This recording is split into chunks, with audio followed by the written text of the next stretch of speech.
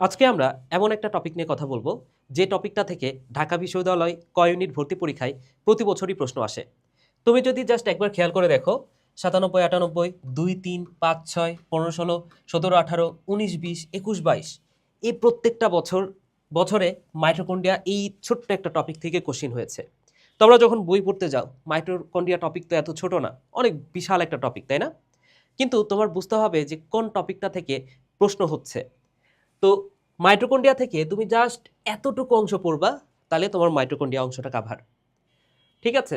এবং যদি এমসিকিউ নাও আসে, রিসেন্ট ইয়ারগুলোতে যেহেতু রিটেন কোশ্চেন আসতেছে, তো মাইটোকন্ড্রিয়ান ক্লোরোপ্লাস্ট এই দুটা টপিক থেকে প্রতি বছর কিন্তু রিটেন আসে।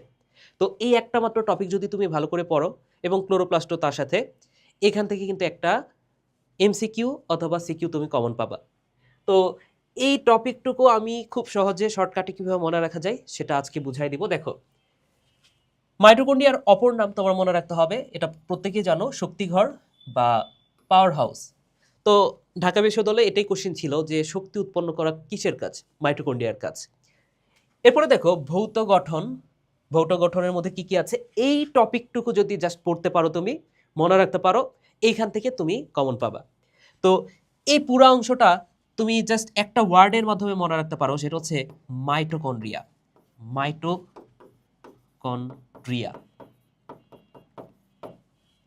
এখানে এমতে যে কথাটা তোমার মনে রাখতে হবে, এম দিয়ে দুইটা কথা, একটা হচ্ছে ম্যাট্রিক্স, এই যে এখানে আছে কোথাও একটা, দেখো মতে কি, মতে হচ্ছে ম্যাট্রিক্স, এবং এমতে আরেকটা কথা মেমব্রেন।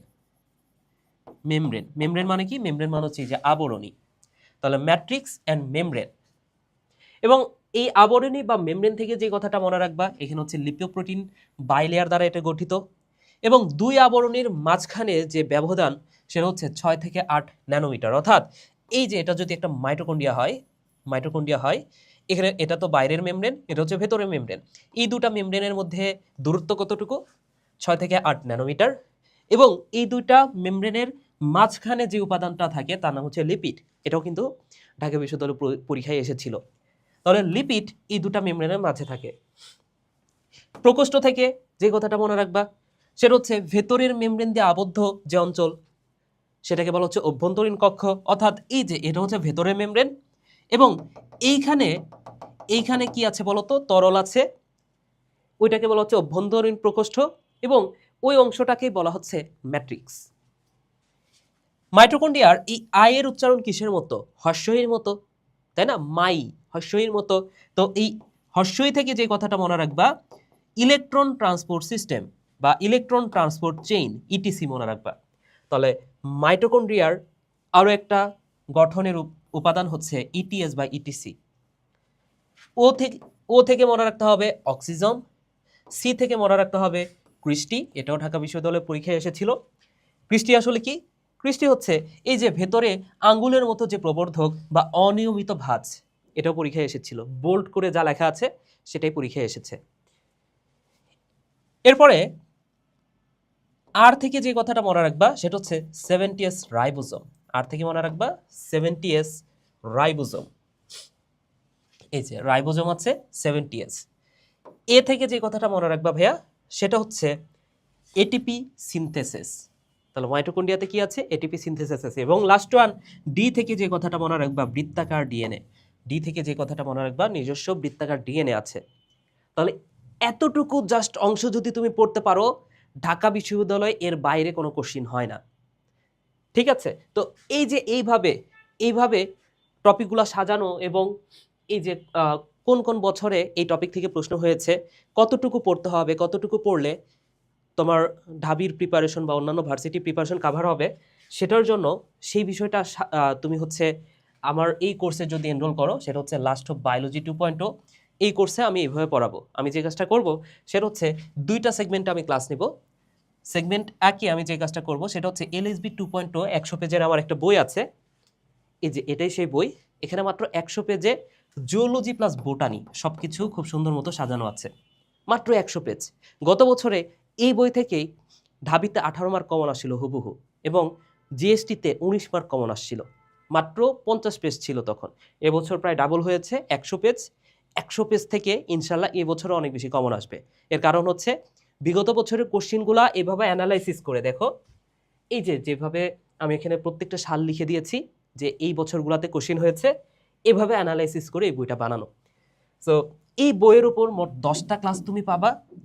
এছাড়াও এক্সট্রা টপিক পড়ার জন্য, ওই বইয়ে যেহেতু সব টপিক নাই, এক্সট্রা টপিক পড়ার জন্য আরও 10টা ক্লাস তুমি পাবা এক্সট্রাভাবে, সেগমেন্ট 2 এটা। এছাড়াও টপ 1200 MCQ এর একটা পিডিএফ প্রোভাইড করবো তোমাদের, বায়োলজি দাগানো বইয়ের পিডিএফ পাবা এবং ঢাবি রিটেন সাজেশন পাবা। ওকে, তো আমরা শুধু মাইটোকন্ড্রিয়ার এতটুকু অংশ পড়বো না, আরও একটু অংশ আমরা পড়বো, সেটা হচ্ছে মাইটোকন্ড্রিয়ার কাজ। মাইটোকন্ড্রিয়ার কাছ থেকে এতগুলো কোশ্চেন আসে নাই, মাইটোকন্ড্রিয়ার কাছ থেকে জাস্ট একটা কোশ্চেনই আসছে, সেটা হচ্ছে শক্তি উৎপাদন ও নিয়ন্ত্রণ করে কে? মাইটোকন্ড্রিয়া। তো মাইটোকন্ড্রিয়ার কাজ জাস্ট একটা ওয়ার্ড মনে রাখলে আমাদের হয়ে যাবে, কি সেটা জানো? মাইটোকন্ড্রিয়া যেহেতু শক্তি উৎপন্ন করে, এই মাইটোকন্ড্রিয়া যখন কাজ করে একটা কাজ করে না, একসাথে দুইটা করে কাজ করবে। দেখো খুব সহজ মনে রাখা, সেটা হচ্ছে শক্তি উৎপাদন ও নিয়ন্ত্রণ। তাহলে মাইটোকন্ড্রিয়া শুধু শক্তি উৎপন্ন করবে না, নিয়ন্ত্রণও করবে, অর্থাৎ একসাথে দুইটা করে কাজ করবে। এনজাইম কোএনজাইম, তাহলে একসাথে দুইটা করে কাজ, দেখছো? এনজাইম কোএনজাইম ধারণ, ডিএনএ আরএনএ, প্রোটিন সংশ্লেষ স্নেহ বিপাক, পটাশিয়াম ক্যালসিয়াম, ডিম্বাণু শুক্রাণু, রক্তকণিকা হরমোন। ঠিক আছে, তাহলে দেখো প্রত্যেকটা কাজ কি ডাবল ডাবল জোড়ায় জোড়ায় এভাবে পড়বা, দেখবে যে মনে থাকবে। রক্তকণিকা হরমোন, ডিম্বাণু শুক্রাণু, এভাবে পড়বা। এখন 3টা কাজ আছে যেটা জোড়ায় জোড়ায় নাই। একটা হচ্ছে কোষের পূর্ব নির্ধারিত মৃত্যু, যেটাকে বলা হয় অ্যাপোপ্টোসিস, এটা দ্বিতীয় অধ্যায়ে পড়েছো নিশ্চয়। এই অ্যাপোপ্টোসিস নিয়ন্ত্রণ করে কে? মাইটোকন্ড্রিয়া। যেমন আরবিসি 120 দিন পর পর মারা যায়, এটা নিয়ন্ত্রণ করবে কে? মাইটোকন্ড্রিয়া। এছাড়াও ক্যালসিয়াম আয়নের ঘনত্ব রক্ষা করবে, ক্যাটায়ন সঞ্চয় করবে, ক্যাটায়নের মধ্যে কি আছে? বিভিন্ন পজিটিভ চার্জ আছে, সো ক্যাটায়ন সঞ্চয় করে। তাহলে এই হচ্ছে মাইটোকন্ড্রিয়ার কাজ। তো আশা করি এভাবে যদি পড়তে পারো এবং কোন অংশটুকু থেকে প্রশ্ন হয় সেটা যদি তোমার জানা থাকে, ইনশাল্লাহ তোমার প্রিপারেশন আরও শক্তিশালী হবে। তো এই ভিডিওটা এখানে শেষ করছি, সবাই ভালো থাকো, সুস্থ থাকো, টাটা।